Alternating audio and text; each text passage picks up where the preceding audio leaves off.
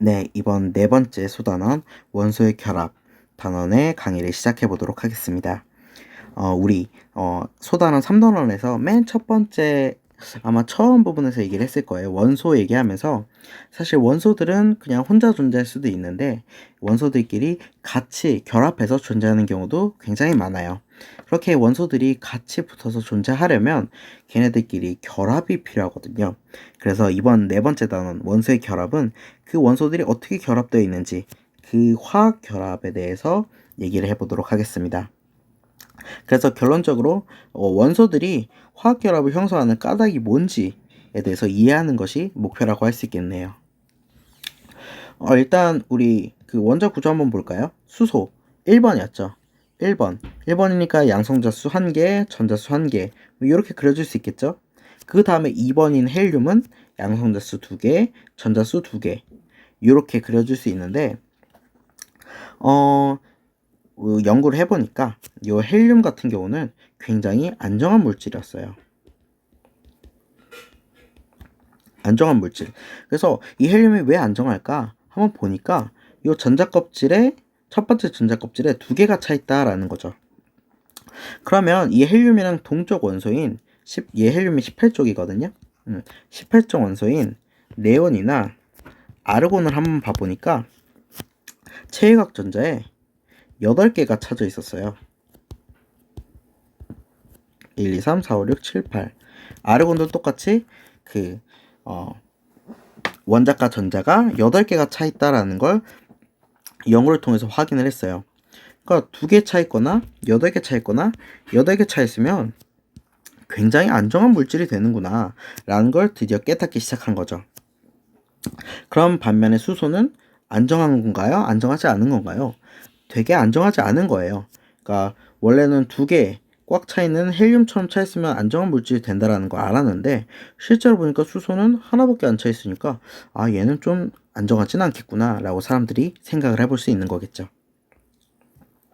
그래서 아까 말했던 대로 안정한 원소, 그러니까 18쪽 원소가 굉장히 안정하다라는 걸 발견을 했어요. 그 18쪽 원소들의 특징이 가장 바깥쪽에 있는 전자껍질에 두 개는 아까 헬륨 같은 애들이고, 그리고 네온이나 네온, 그리고 아르곤 이런 애들은 하나, 둘, 셋, 넷, 다섯, 여섯, 일곱, 여덟. 하나, 둘, 셋, 넷, 다섯, 여섯, 일곱, 여덟. 8개가 차 있는 바깥쪽에 8개가 차 있으면 굉장히 안정한 물질이 된다라는 거를 알아낸 거예요. 화학적으로 안정하고 안정하니까 당연히 뭐 변화하고 싶지 않으니까 반응성도 작겠죠.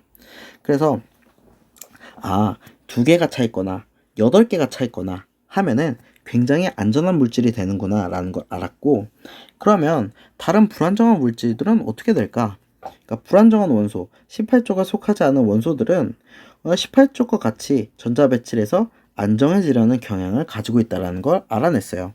내가 불안정하니까 안정해지고 싶은 거죠. 그래서 전자를 잃거나 얻기도 하고, 그리고 다른 원소와 전자를 공유하기도 하는데 그 과정에서 바로 우리가 알고자 하는 화학결합이 형성되기 시작한 거예요. 그래서 아까 말했던 화학결합이 생성된 이유는 뭐냐? 화학결합이 필요한 이유는 뭐냐? 바로 안정해지기 위해서 18쪽 원소처럼 안정한 18쪽 원소같이 안정한 전자 배치를 이루기 위해서 화학결합이 생기게 되었다라는 게 그 이유가 될 수 있겠습니다. 그래서 한번 좀 세밀하게 한번 봐볼게요. 우리 나트륨 요 원자 구조 그릴 수 있죠? 나트륨이 11번인데 11번이니까 요 양성자수 11개 있고 전자수 11개 있어야 되겠죠? 하나, 둘, 셋, 넷, 다섯, 여섯, 일곱, 여덟, 아홉, 열, 11. 그렇게 11개가 있고, 그럼 원자과 전자수 몇 개죠? 가장 바깥쪽에 있는 전자의 개수니까 1개. 요 1개인데, 근데 뭐 우리가 아까 전에 말한 것처럼 불안정하니까 18쪽 원소처럼 안정하게 되고 싶어요. 그러니까 가장 바깥쪽을 8개로 만드는 게 중요한 거겠죠. 그래서 여기 1개 있으니까 그럼 7개를 넣어주면 되겠네요. 그럼 바깥쪽 8개가 될 테니까 그런 방식이 있겠고, 아니면 요 하나를 빼버리면 그러면 전자껍질이 싹 사라지니까 가장 바깥쪽이 8개가 딱 되죠. 그래서 이렇게 안정해질 수 있겠고, 두 가지 방법이 있겠죠. 하나를 잃거나 7개를 얻거나 두 가지 방식이 있겠고, 그럼 마그네슘도 똑같이 해줄 수 있겠죠. 원자과 전자수 몇 개? 2개니까 두 개를 그냥 빼버리거나 아니면 6개를 붙이거나 이런 방식이 있을 수 있겠죠. 산소, 이번엔 산소는 얘 같은 경우는 원자 번호가 8번인데 그래서 전자수가 하나, 둘, 셋, 넷, 다섯, 여섯, 일곱, 여덟 8개인데 그 원자가 전자수는 하나, 둘, 셋, 넷, 다섯, 여섯이죠. 그러면 여기에 두 개를 붙일 수 있고 아니면 6개를 다 빼버리는 수가 있는데 뭐가 더 쉽죠? 두 개를 빼는 게 두 개를 더하는 게 쉬워요? 6개를 빼는 게 쉬워요? 두 개를 더하는 게 더 쉽겠죠. 얘 같은 경우도 두 개를 빼는 게 더 쉽겠고 얘 같은 경우도 뭐 한 개를 빼는 게 더 쉽겠죠. 얘는 원자가 전자수가 6개고 얘는 원자가 전자수 몇 개죠? 하나, 둘, 셋, 넷, 다섯, 여섯, 일곱 7개란 말이에요. 그래서 바깥을 8개로 만들려면 하나를 넣어주거나 아니면 이 7개를 다 빼는 수가 있겠죠. 근데 뭐가 더 쉽죠? 한 개를 더해주는 게 더 쉽겠죠. 그래서 요런 식으로 이제 원자들이 이온으로 바뀌기 시작했어요. 아까 염소 Cl 있는데 7개라 그랬죠. 원자과 전자수가. 근데 전자를 하나만 넣어주면 7개 다 빼는 거 힘드니까 하나만 넣어주자. 여기에 하나만 넣어주자. 요 E-는 전자를 의미해요. 하나만 넣어주자 라고 이제 생각이 든 거예요. 염소가. 그럼 난 안정해지겠네? 라고 생각을 한 거죠. 그래서 요거 하면 Cl- 우리가 알고 있는 염화 이온이 되는 거예요.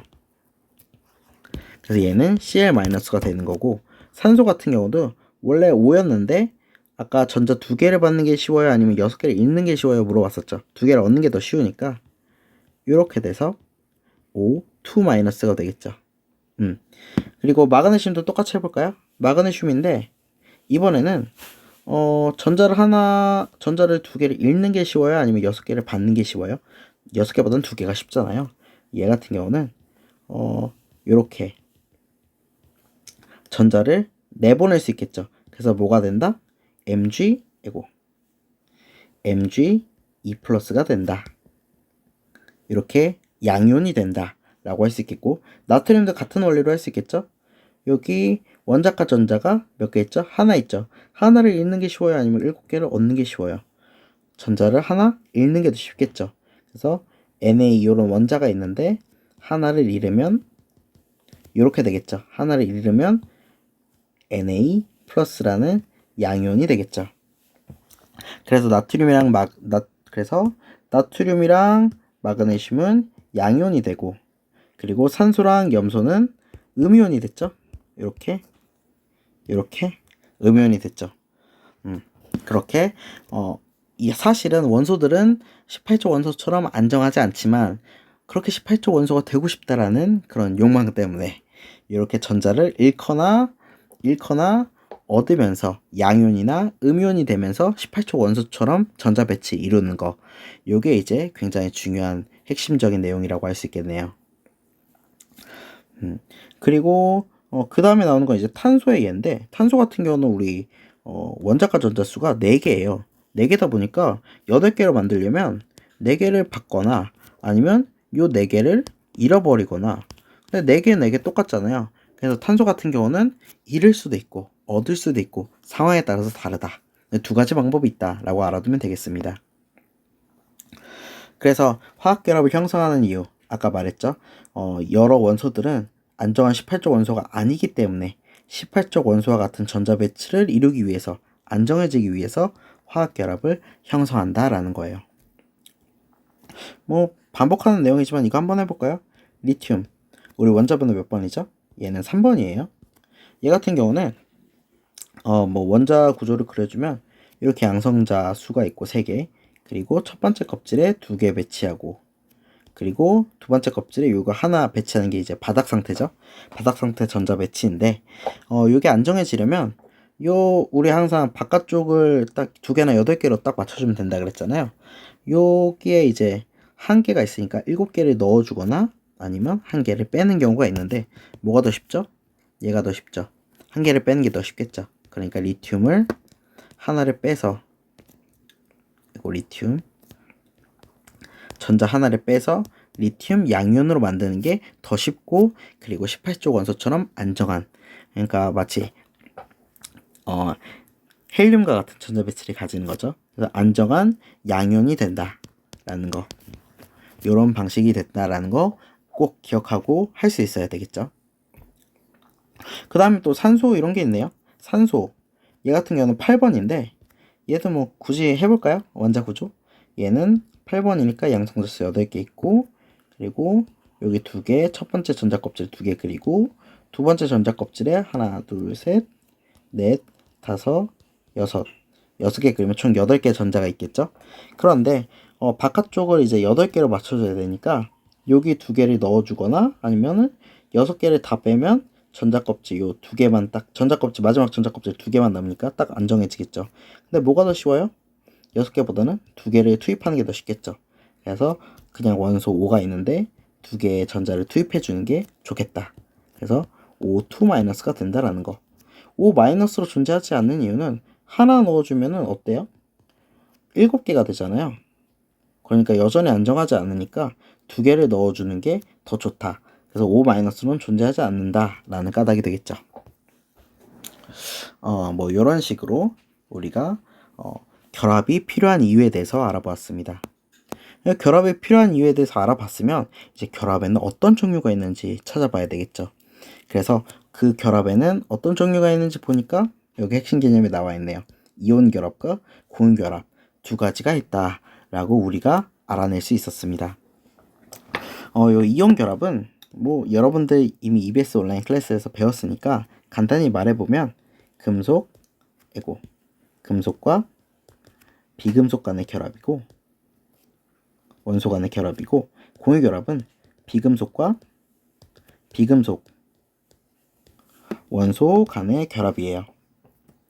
그래서 이 두 가지를 알아두고 시작을 하면 좀 편할 것 같습니다.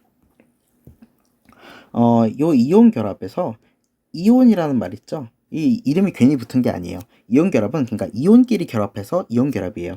그러니까 양이온과 음이온이 이 플러스고 마이너스니까 뭔가 정기적으로 결합을 하겠구나 라는 걸 예상을 해볼 수 있죠. 그래서 이 양이온과 음이온이 두 개가 만나면 생기는 결합이 바로 이온 결합이에요. 양이온 우리 알고 있죠? 원자가 전자를 잃으면은 양이온이 되죠. 플러스 전하를 띤 입자. 전자를 잃으니까 당연히 플러스가 돼야 되는 거겠고, 음이온은 원자가 전자를 얻으면 마이너스 전자를 띠는 게 바로 음이온이에요. 그래서 이런 반대 극성을 갖는 애들끼리 딱 붙었을 때 정전기적 인력으로 형성되는 화학 결합이 바로 이온 결합이다라는 거예요. 하지만 이 양이온이 되는 것들은 우리 원소 중에 좀 몇 가지로 정해져 있어요. 아까 볼까요? 이렇게 나트륨 같은 경우는 대표적인 금속 원소죠. 그리고 마그네슘도 대표적인 금속 원소예요. 금속 원소들 보니까 어때요? 이 원자가 전자수들이 굉장히 한 개, 두 개로 작은 걸 알 수 있어요. 얘네들은 원자가 전자수가 작으니까 쉽게 잃어버린단 말이에요. 잃어버리는 건 무슨 이온? 양이온. 그래서 금속은 양이온이 되는 성질을 가지고 있어요, 보통. 그럼 반대로 비금속은 뭘까요? 그쵸, 얘는 음이온이겠죠. 반대니까. 그냥 반대이기도 하고, 얘 볼까요? 산소, 염소 둘 다 얘도 비금속. 얘도 비금속인데, 비금속 애들은 원자과 전자수 수들이 많단 말이에요. 많으면 잃는 것보다 얻는 게 더 딱 8개를 맞추기 편하기 때문에 전자를 얻는 성질을 가지고 있고, 전자를 얻으면 무슨 이온이죠? 양이온? 음이온이죠. 그래서 비금속은 음이온을 띈다라는 보통 이런 성질을 가지고 있어요. 그렇기 때문에 아까 이온 결합은 양이온과 음이온의 결합이라고 했죠. 근데 방금 양이온을 잘 만드는 건 무슨?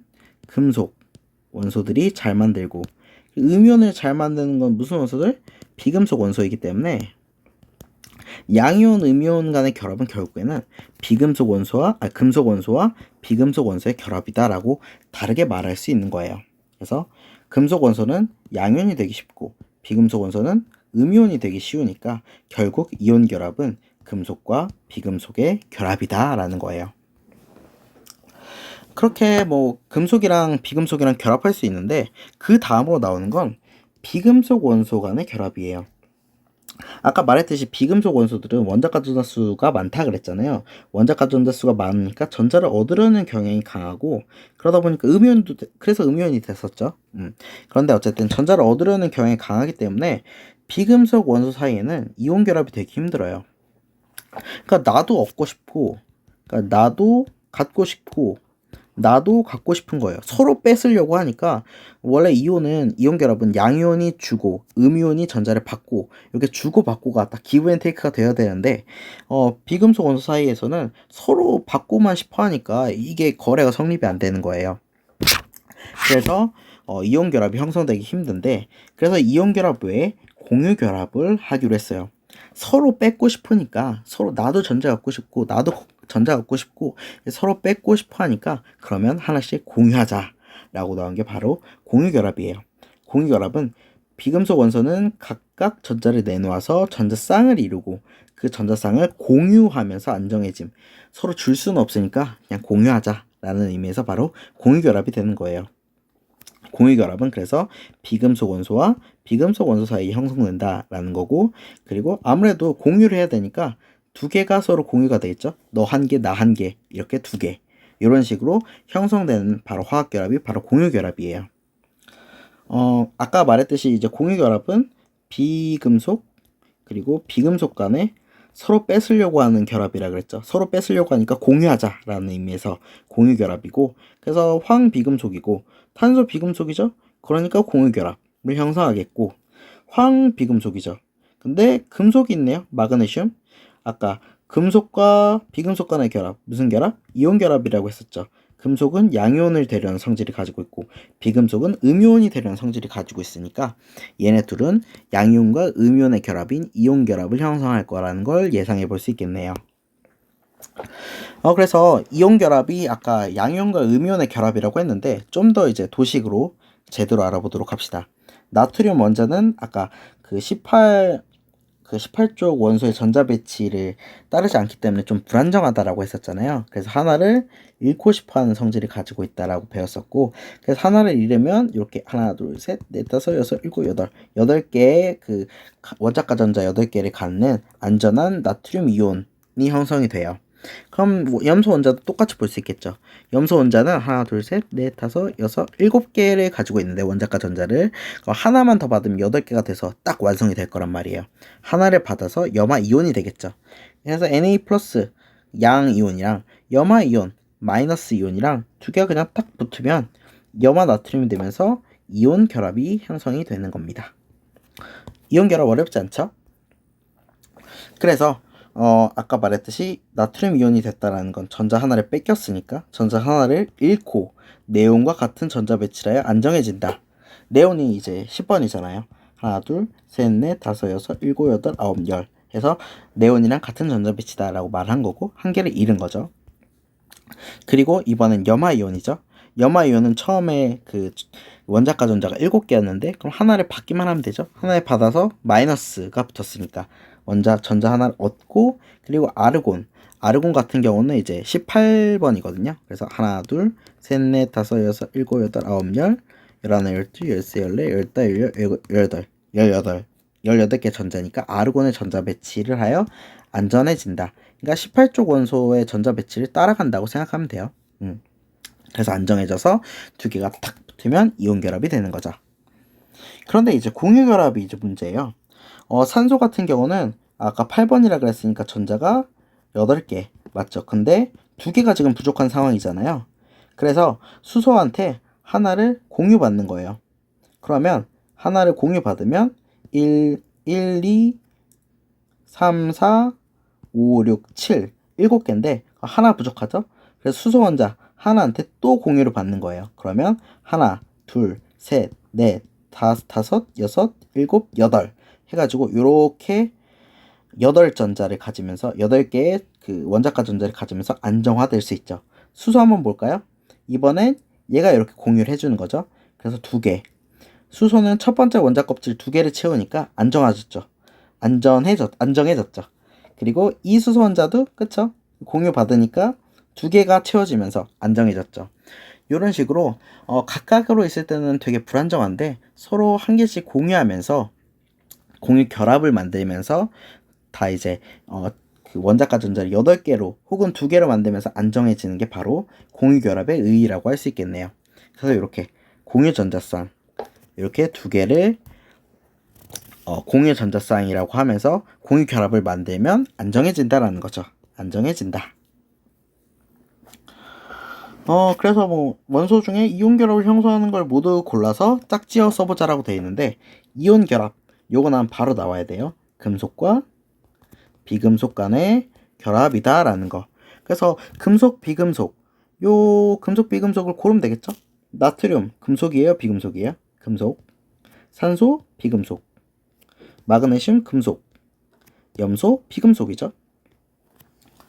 그러면 이온 결합은 금속과 비금속이니까 뭐 나트륨이랑 산소 할 수 있겠고, 나트륨이랑 염소 할 수 있겠죠. 요런 뭐 가지가 또 요런 2가지가 있을 수 있겠고, 그리고 마그네슘이랑 산소랑 할 수 있겠고, 마그네슘이랑 염소랑 할 수 있겠고, 이렇게 4가지가 나올 수 있겠네요. 그런데 아까 선생님이 나트륨 같은 경우는 원자과 전자가 하나였잖아요. 그 하나 읽는 걸 이제 쉽게 할 수 있으니까 Na 플러스였고, 산소는 뭐였죠? O2 마이너스였죠? 원자과 전자수 6개였으니까 2개를 받는다고 해서 O2 마이너스였고, 그리고 마그네슘, 얘 같은 경우는 마그네슘 E 플러스였죠? 얘 같은 경우는 그 원자과 전자수가 2개였으니까 2개 잃어버리면 되니까 E 플러스였고, 그리고 염소 같은 경우도 원자과 전자수가 7개였으니까 하나 받으면 좋으니까, 하나 받으면 딱 이제 18족처럼 되니까 Cl 마이너스 이렇게 됐었죠. O2 Na 플러스. 그래서 결합된 걸 보면 O2 마이너스고, 근데 얘네 2개는 E 플러스 E 플러스니까 더 한 개씩 더하면 딱 맞아 떨어지잖아요, 0으로. 얘는 MgO로 딱 해줄 수 있는데 얘가 문제예요. 마그네슘은 E 플러스인데 염소는 Cl 마이너스예요. 2개 합치면 어때요? 플러스가 되잖아요. 이러면 안 된다라고 보통 배우죠. 이렇게 결합을 할 때는 항상 중성이 딱 돼야지 안정한 물질로 생성이 되는 거니까, 요 같은 경우는 이런 식으로 마이너스가 하나 부족하니까 얘 2개가 붙으면 되겠죠? Cl2 이렇게 만들어질 수 있겠고, 얘 같은 경우는 나트륨이 Na 플러스고 염소가 Cl 마이너스니까 딱 붙으면 하나가 되겠네요. Cl 뭐 고려할 필요 없이 플러스 마이너스 하나씩. 얘가 이제 염화나트륨 소금, 우리가 알고 있는 소금이겠고, 얘 같은 경우 Na 플러스랑 O2 마이너스, 음전화가 더 많네요. 그러면 똑같이 맞춰주기 위해서 여기 2개 하면 되니까 Na2O 뭐 이런 식으로 해줄 수 있겠네요. 그래서 이런 식으로 다 이온 결합 물질이다라는 거, 그리고 뭐 이런 거 좀 맞춰주는 거, 개수 맞춰주는 거, 이런 것도 좀 해볼 필요가 있겠네요. 그 다음에 나오는 건 이제 공유결합 내용인데, 플로린 원자 한 개는 몇 개의 공유결합을 할 수 있을까요? 라고 물어보는데, 플로린이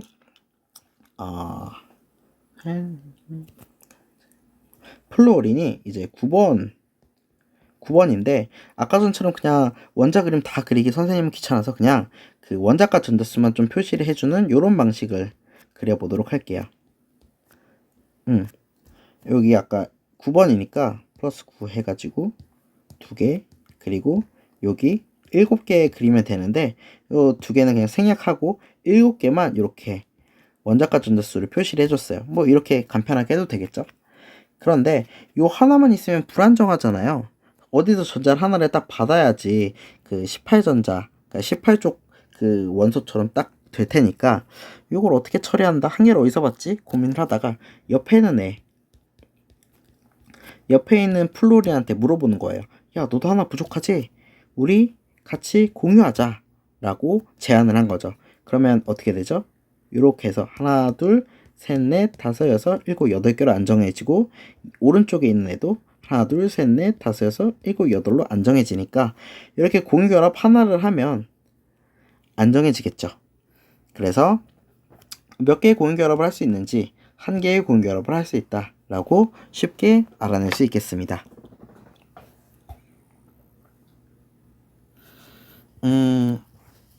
뭐 다음으로 나오는 건 이제 같은 전하를 띤 이온 사이에는 이온 결합이 형성되지 않는 이유에 대해서 설명해 보라라고 돼 있는데, 뭐 Cl 마이너스, Cl 마이너스 이렇게 있는데, 마이너스면 당연히 서로 반발하겠죠. 그러니까 이온 결합은 생겨나지 않겠죠. 반발하니까 라고 얘기를 해주면 되겠네요. 그 다음으로 이온 결합을 하는 물질을 찾아내서 써보래요. 이온 결합 아까 했었던 거 똑같이 해주면 되겠죠. 금속과 비금속 간의 결합이고, 그러면 여기서 금속 비금속 찾아내면 되죠. 수소는 비금속이고 염소 비금속이고 마그네슘 금속이니까 마그네슘이랑 수소랑 할 수 있겠고, 마그네슘이랑 염소랑 할 수 있겠고 라고 해주면 되겠죠. 두 가지가 있는데, 마그네슘은 Mg2+, 수소는 우리 수소 같은 경우는, 얘 같은 경우는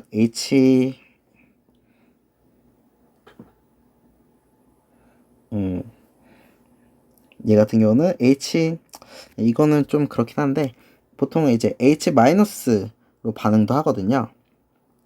그러니까 H 같은 경우는 우리 보통 이렇게 써주잖아요.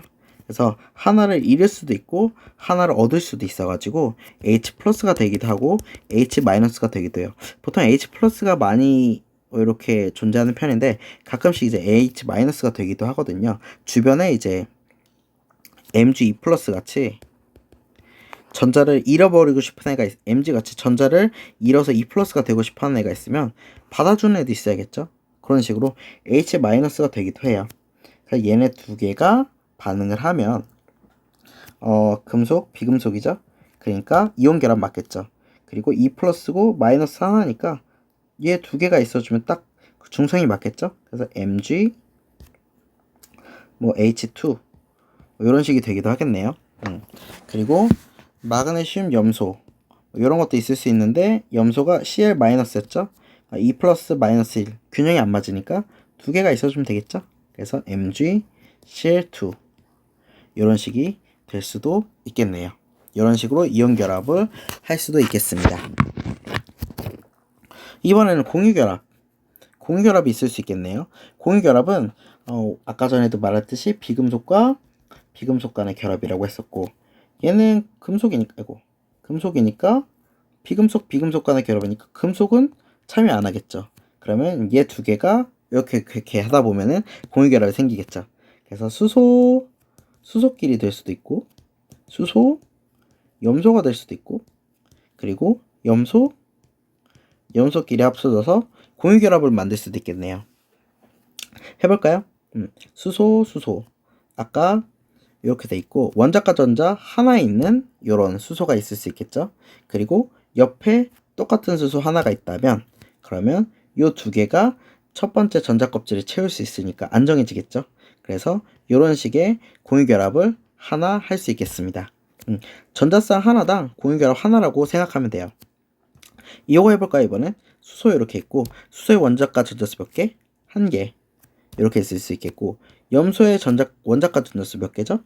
7개예요. 하나, 둘, 셋, 넷, 다섯, 여섯, 일곱. 이렇게 돼 있죠. 그래서 수소는 하나를 받으면 그 첫 번째 전자 껍질에 원자과 전자가 2개가 되니까 안정화 될 테고, 염소 같은 경우도 이렇게 8개를 형성하니까 안정해지겠죠. 그래서 이런 식의 공유결합 한 개를 형성할 수 있겠죠. 이번에 염소 해볼까요? 염소도 원자과 전자수가 총 하나, 둘, 셋, 넷, 다섯, 7개가 있겠고, 옆에 노는 염소 원자과 전자수 7개이네. 딱 데려와 보면은 얘 두 개 이렇게 공유를 하면 하나, 둘, 셋, 넷, 다섯, 여섯, 일곱, 여덟 해가지고 안정해질 테고, 얘도 하나, 둘, 셋, 넷, 다섯, 여섯, 일곱, 여덟에서 안정화될 거예요. 그렇게 해서 공유결합을 이렇게 형성할 수 있겠죠. 우리가 이렇게 공유결합을 형성을 했어요.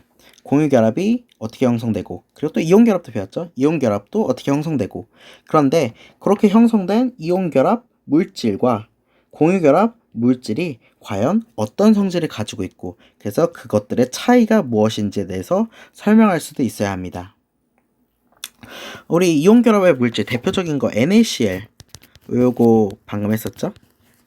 이렇게 했었는데 NaCl 플러스 마이너스 양이온과 음이온과 굉장히 강력한 전기적인 힘으로 결합돼 있어요. 그러다 보니까 이렇게 요 그림 보이죠? 따닥 따닥 따닥 따닥 나트륨 염화이온 염화이온 나트륨 뭐 이런 식으로 따닥따닥 붙어 있단 말이에요. 이렇게 따닥따닥 붙어 있으면 보통 고체일 경우가 많고, 그래서 이렇게 규칙적인 결정을 이룬다고 되어 있어요. 그래서 이온 결합 물질의 특징은 상온에서 보통 고체예요.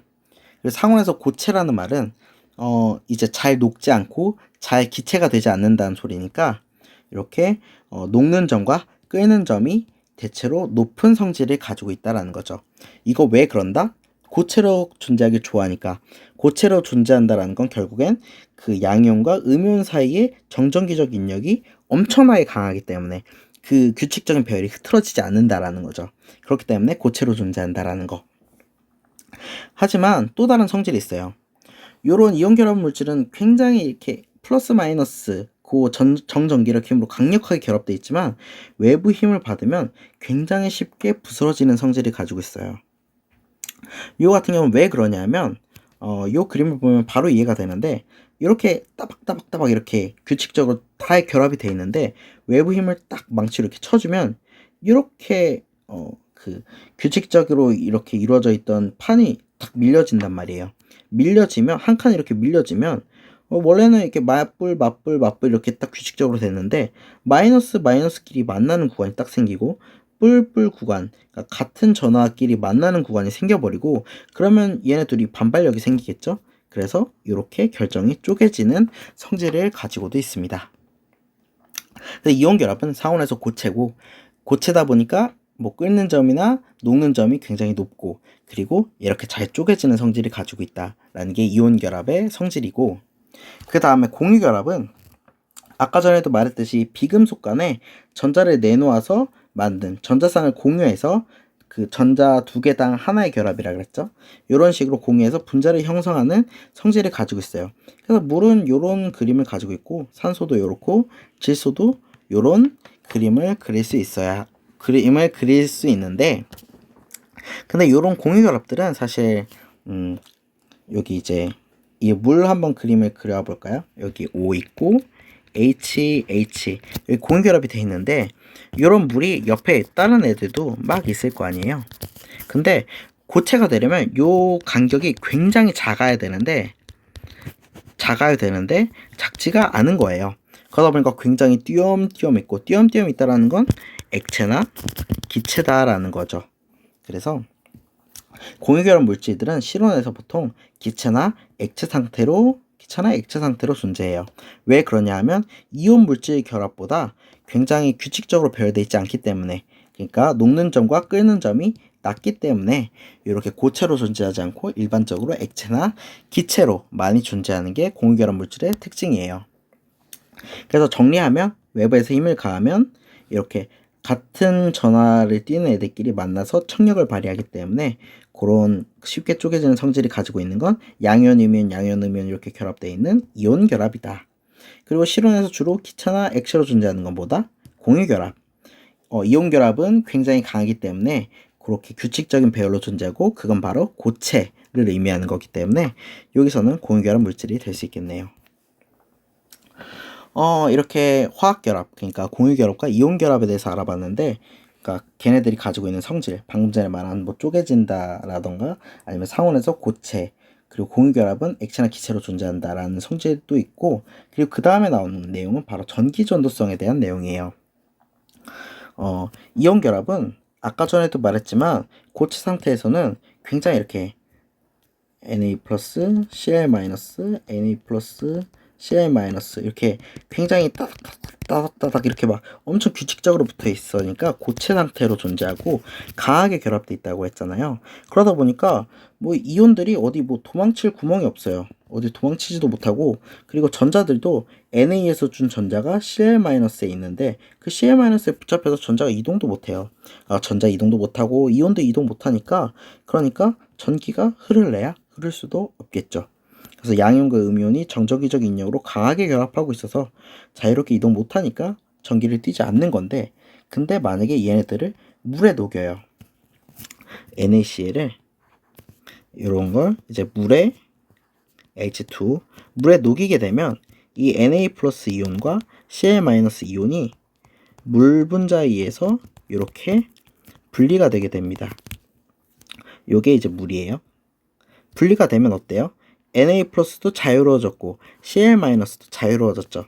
그래서 이렇게 마이너스 극이랑 플러스 극을 딱 대면 양이온은 마이너스 극으로 끌려가겠고 음이온은 플러스 극으로 끌려가면서 이런 전하의 흐름이 생기면서 전류가 흐르고 전기 전도성이 생기게 되는 거겠죠.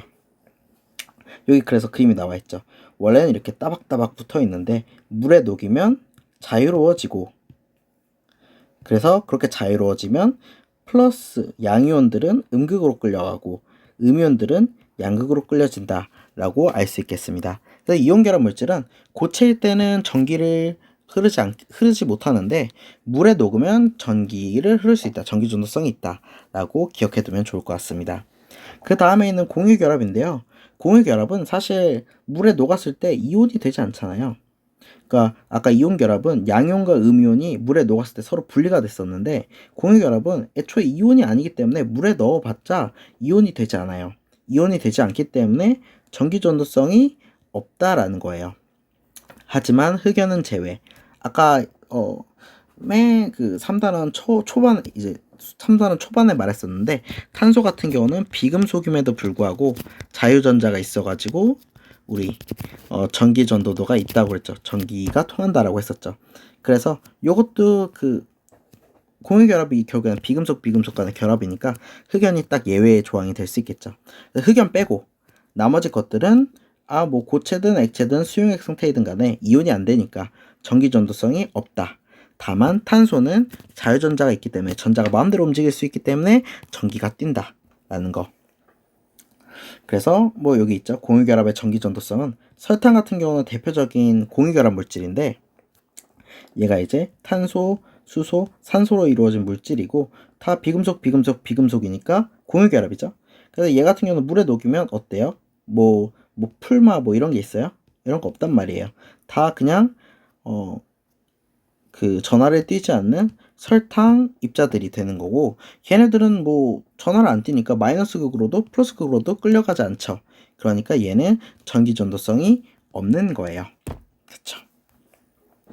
그래서 염화나트륨, 설탕, 염화구리, 녹말 이렇게 했는데 다 고체일 때, 고체는 아까 전에 따박따박 이렇게 다다다다닥 이렇게 결합돼 있다 보니까 뭐 어디 도망갈 구멍이 없으니까 전기 전도성이 다 띄지 않는 X인데, 염화나트륨 무슨 결합?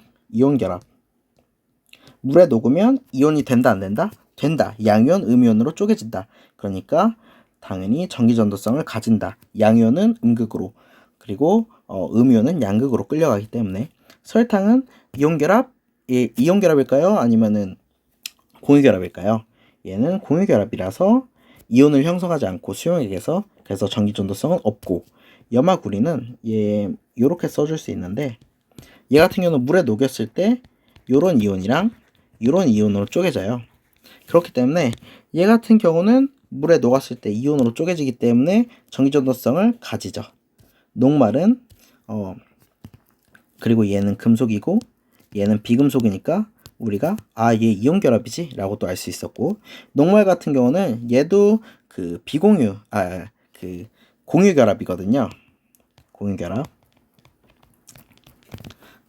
그렇기 때문에 얘도 탄소랑 수소랑 산소 뭐 이런 걸로 이루어진 물질인데 다 비금속이잖아요. 그래서 공유결합인데, 공유결합은 물에 녹였을 때 이온이 안 되니까 얘도 전기전도성이 없다라고 표시해주면 되겠습니다. 그래서 이온결합 물질의 수용액에 전류를 흘려주면 당연히 전류가 흐르겠죠. 근데 어떤 게 플러스로 끌려가죠? 음이온이, 그렇죠, 반대전하인 게 끌려갈 테니까. 그리고 마이너스로 이동하는 건 무슨 이온? 양이온이 되겠죠. 그리고 뭐 공유결합 물질의 성질 두 가지를 써보자 라고 되어 있는데, 아까 전에 처음에 나왔듯이 공유결합 물질은 실온에서 어떻게 존재한다 그랬죠? 액체나 기체로 존재하는 성질을 가지고 있다라고 말했었고, 그리고 공유결합은 물에 녹였을 때 얘는 전기전도성이 있다 없다? 없다. 왜? 이온이 되지 않으니까. 그래서 이 두 가지가 될 수 있겠네요. 그 공유결합의 성질. 그리고 포도당은 물에 매우 잘 녹지만 수용액에서 전류가 흐르지 않는다. 뭐 포도당 같은 경우는 뭐 요런 화학식을 가지고 있어요. 얘 보면 어때요? 비금속, 비금속, 비금속이죠. 보면 공유결합이다라는 걸 그럼 우리가 생각해 볼 수 있죠. 공유결합은 물에 녹였을 때 이온이 된다 안 된다? 안 되니까 전기전도성이 당연히 흐르지 않겠죠. 이 결과로 알 수 있는 사실은 이거 모르더라도 전류가 흐르지 않는다라는 걸 아니까 결국에 공유결합으로 결합이 되어 있구나라는 걸 우리가 예상해 볼 수 있겠네요. 이제 마지막이에요. 마지막으로 염화칼슘의 제설 효과에 대해서 우리가 좀 알아볼 필요가 있어요. 보면 굉장히 신기한데 설탕을 뿌린 얼음은 같은 시간에 별로 많이 안 녹았네요. 근데 소금을 뿌린 얼음은 같은 시간에 좀 많이 녹았죠. 이만큼이나 녹았네요. 그리고 염화칼슘을 뿌린 얼음은 뭐 거의 다 녹았어요. 그래서 똑같은 얼음인데 뿌린 물질이 뭐냐에 따라서 이렇게 녹는 속도가 다르네? 왜 그럴까? 라고 생각을 해봤더니 이런 원리가 있었던 거예요. 염화칼슘 같은 경우는 우리가 CaCl2라는 물질인데 얘가 물에 녹으면 CaE 플러스랑 Cl 마이너스 ECl 두 개 있으니까 ECl 마이너스 이런 식으로 이온화하는 성질을 가지고 있어요. 일반적으로 고체면은 아까 전에 말했듯이 이렇게 따닥따닥따닥 이렇게 결합되어 있을 텐데 얼음에 있는 물이랑 살짝 녹으면 어떻게 되냐면 아까 전에도 말했었죠. CaE 플러스를 물이 이렇게 감싸고 Cl 마이너스가 물이 이렇게 감싸게 돼요. 그래서 CaE 플러스랑 Cl 마이너스랑 헤어지고 그래서 뭐 전기전도성도 이렇게 띄었죠. 근데 이번엔 물 관점에서 봤을 때 물은 원래 얼음이니까 이렇게 다다다다닥 결합돼 있는데 요 이온들이 들어가면서 요 이온들을 물이 감싸야 되잖아요. 그러면서 이렇게 따닥따닥 결합돼 있는 게 이렇게 어눌하게 소술하게 이렇게 결합이 풀어져 버리는 거예요. 그러면 얼음이었던 이렇게 따박따박 결합돼 있던 게 허술하게 풀리면서 얼음이었다가 물이 되는 거죠. 이렇게 녹는 작용이 되는 거예요.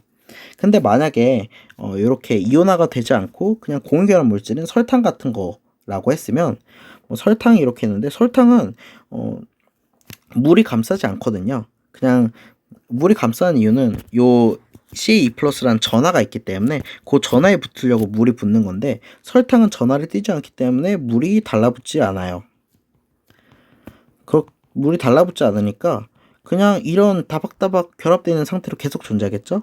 그러니까 녹지 않은 걸 확인을 할 수 있을 거예요. 그래서 한마디로 말하면 이온을 형성하면 물을 쉽게 빠르게 녹게 하고 그리고 이온을 형성하지 않는 것들은 물을 녹이는 게 그렇게 쉽지가 않을 것이다 라고 생각을 해볼 수 있고 그래서 제술 효과를 만빵으로 하려면 이온화 잘하는 거 선택하면 되겠죠? 그래서 무조건 이온 발생 잘하는 거 하면 되겠다라고 생각을 했는데 근데 또 부작용이 있어요. 이온을 많이 형성하면 그러니까 아까 전에 CaE 플러스 뭐 Cl 마이너스 이런 게 물 분자가 이렇게 감싼다고 했잖아요. 과도하게 물이 이렇게 많이 이온들을 감싸는 거예요. 그러니까 물을 흡수하는 거라고 생각하면 되겠죠? 그러면 식물 같은 경우에는 요 안쪽에 물이 있을 텐데 바깥에 있는 이온들 때문에 물이 다 바깥으로 빠져나가는 거예요. 그러면 그 식물의 잎이 당연히 노랗게 변하겠죠. 물이 없으니까. 그리고 또 다른 부작용도 있는데 이렇게 철이 있고 그리고 여기에 이제 이온이 들어가 있는 요런 염화칼슘 수용액이면 요 염화칼슘 수용액에 있는 이온들이 철을 부식시키는 효과가 있어요. 그래서 이런 이온이 많이 형성된다고 해서 물론 얼음은 쉽게 녹일 수도 있겠지만 철을 부식시키니까 또 굉장히 안 좋은 부작용이 될 수 있겠죠. 그래서 우리가 친환경 제설제를 만들어 보자 라고 생각을 했을 때 요 고려해야 되는 거는 한 3가지 정도 있겠죠. 가장 중요한 거 돈이 적게 들어가야 된다는 거, 싼 것. 사실 비싼 것 막 마음대로 뿌리면 제설제로 마음대로 뿌리면 우리 경제가 남아나겠어요? 안 남아나죠? 그러니까 제설제는 마음대로 뿌릴 수 있어야 되기 때문에 굉장히 싼 거여야 되고 그리고 환경이나 시설에 미치는 영향 아까 말한 것처럼 부식도 시키면 안 되고 식물의 물도 빨아들이면 너무 많이 빨아들이면 안 된다라는 거죠. 그리고 이게 가장 중요한데 물질을 형성하는 화학결합 화학결합. 그러니까 얼음을 녹이려면 아까 전에 말했던 대로 그 얼음의 규칙적인 배열을 흐트러뜨려야 되죠. 흐트러뜨릴 수 있는 건 뭐다? 이온이다. 이온이 있는 게 뭐다? 이온 결합. 이다라는 거. 그래서 이온 결합 물질을 사용하면 되겠습니다. 그래서 위에서 정리한 조건으로 실제 친환경 제설제로는 뭐가 있을까라고 이제 생각을 해봐서 선생님이 검색을 해보니까 그냥 이렇게 하더라고요. 염화칼슘에다가 그 염화 나트륨을 좀 섞으래요. 얘네 둘을 좀 섞으면 아무래도 좀 식물의 영양도 좀 피해를 덜 주고 부식도 좀 덜 시킬 수 있고, 그리고 아무래도 염화칼슘이 굉장히 싸다 보니까 완전히 염화나트륨은 대체는 못하니까 적당히 염화나트륨을 섞자. 그리고 둘 다 이제 이온 결합 물질이니까 얼음도 충분히 녹일 수 있겠죠. 그래서 얘네 둘을 적당한 비율로 섞으면 어느 정도 친환경 제설제가 될 것이다 라고 말을 할 수 있겠습니다. 그래서 좀 바쁘게 왔지만 교과서 정리는 이것으로 모두 마치겠고요.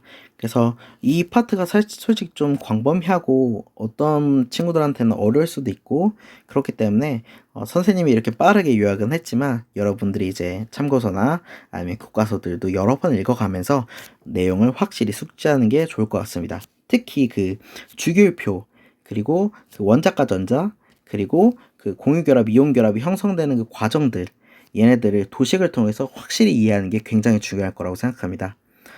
그래서 요 3, 4, 5단원 그 요약 강의를 이것으로 모두 마치겠습니다. 여러분들은 좀 더 선생님은 요약을 했지만 책과 참고서 이런 걸 보면서 확실히 공부해서 시험에서 좋은 성적을 받도록 노력해 보도록 합시다. 감사합니다.